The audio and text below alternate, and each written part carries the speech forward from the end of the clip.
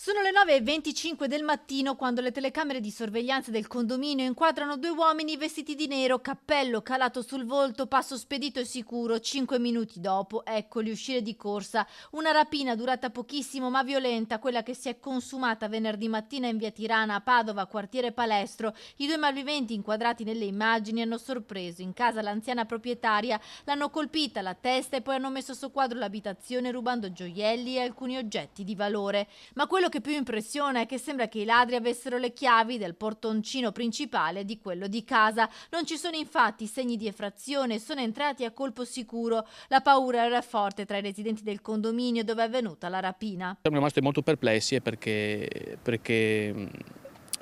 come sono entrati, insomma, dopo guardando col carabinieri i filmati, la Meti si stava scaricando dal mio cellulare, abbiamo visto che queste persone, questi due soggetti sono entrati praticamente con le chiavi.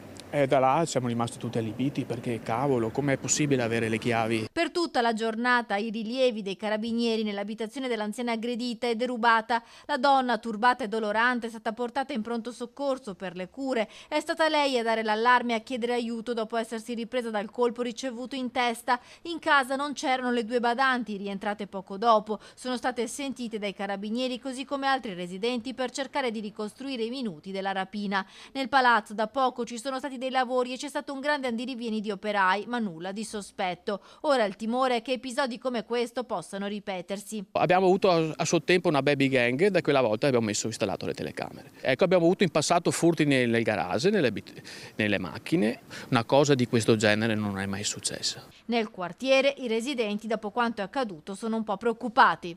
Qua ci sono stati lavori per 2 anni e mezzo, c'erano tantissime imprese che andavano su e giù e sono state qua per 2 anni e mezzo, hanno fatto tempo a osservare chi c'era, chi non c'era e alla fine hanno svaligiato ben 5 appartamenti. Una volta che sono andati via, dopo sono tornati dopo poco e hanno svaligiato 5 appartamenti qui dentro, 2 di fronte del mio panerotto. Ha paura dei furti? Da ieri sera sì, è 50 anni che abito qua.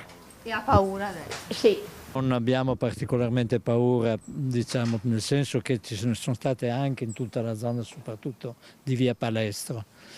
Diciamo che soprattutto c'è un giro un po' di droga, diciamo, soprattutto nella zona, diciamo, più indietro.